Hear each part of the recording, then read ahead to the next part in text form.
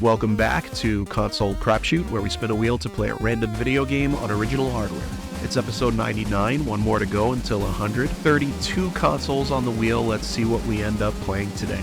The TurboGrafx-CD coming back. It's been a while since we played that one. 53 games left on that wheel, but there are a couple of gems in there. Let's see what we get. It came from the desert. We have a knack for landing on wacky products of their time, and this is no different. It Came from the Desert is truly, truly wacky. You could tell right from the cover here. The cover does a good job of depicting like a 50s B-movie, monster movie kind of vibe, and that's what they're going for here, and they pretty much hit that nail on the head. This is a super unique title, and that doesn't necessarily mean it's good, but it's always fun to talk about games that really have no equal and are just weird. So what is this game? As you can see, it's a lot of FMV, like early example of cramming live actors on a CD. This is 1991, so really low quality artifacts, but what makes this game unique and what really drew me in is that it has this existing timeline kind of style to the gameplay. What do I mean by that? I mean, we've talked about Star Control 2 in the past, where that game, it goes on in real time and you can play it over and over again, and things are happening in the world, in the universe in that case, and you can make different choices every time, and no two gameplays are going to be exactly the same. Another example of that's totally different is Legend of Zelda Majora's Mask on the N64. It's kind of like the same day going over and over again, the same period of time happening over and over again, and you can play throughout the day, and then you learn what you learn, and then you rewind time in that game. In this one, I think it's a course of 7 or 8 days. Things are happening, and you have choices over those days, over that week, and the next time you play the game, you can pick different choices. There's little hints throughout the game of where to go, or like what it wants you to do, but you're figuring out kind of the best way to go forward so that you can get to the end. And you can't really die in this game. Like, you can kind of die, but it keeps you going. You finish out the 7 days or 8 days, I forget exactly what it is, but you can finish out the time period no matter how badly you perform at the game. But you're going to get the bad ending. If you want to get the good ending, you kind of have to do everything right, and you kind of have to learn what everything right means by repetition. But it's really entertaining watching the over-the-top kind of acting performances. Yeah, it's easy to say, like, oh, these are bad actors.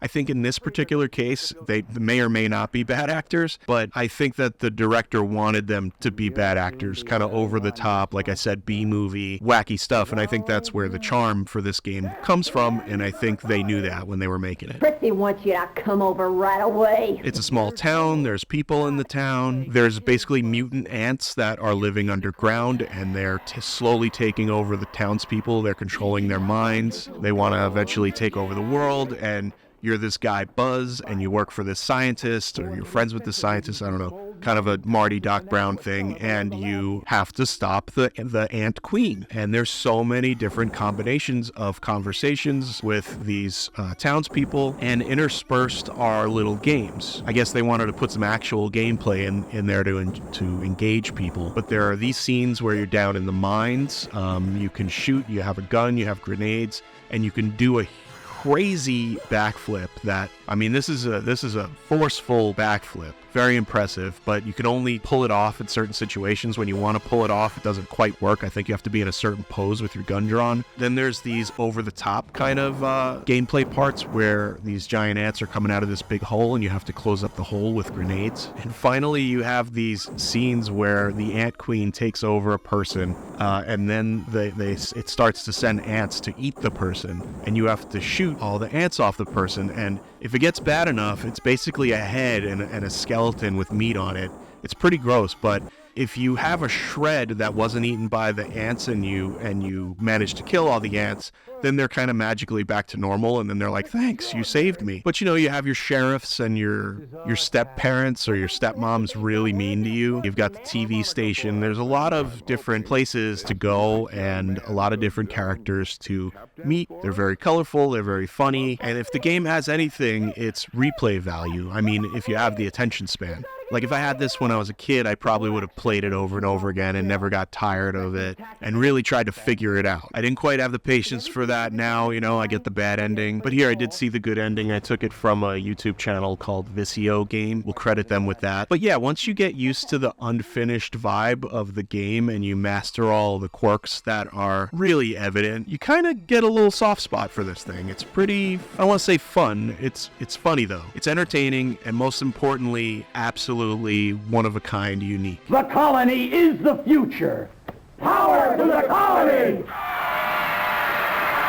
So let's give a rating to It Came from the Desert for the TurboGrafx-CD. Obviously you can tell by watching this that it's a game that's full of faults. I know I said quirks, but there are quirks and there are faults. It's not a great game. The best part of it is like the B-movie feeling that emanates from it, and I could see why someone might have some really great memories about this game if they had it when they were younger. It's super quirky and funny. That B-movie thing is great. But we're really judging it as a game here, and as a game it's kind of bad. I would give it a 2 out of 5. But with like an asterisk. It's a 2 out of 5, but I also recommend playing it. I recommend checking it out at least once. It has a lot of charm, it has a lot of personality, and for that reason, I would definitely put it up on the high end of the 2 out of 5s. I wanted to give it higher, but it's just not that good. It almost makes me want to watch an actual B-movie with these actors and this director, obviously with a better resolution. But the humor is there, it's sort of an achievement, and at the same time, it's bad. I hope that makes sense. It does to me, but that was fun. It's exactly the kind of bad game that I like to get on the show if we have to play a bad game. I want it to be something like that. And that's it for this week. Next week is the big episode 100 spectacular. It's going to be fun. We've been building towards this. Carl can't wait, as you can see. I really hope you guys will be there, and we'll see you next week.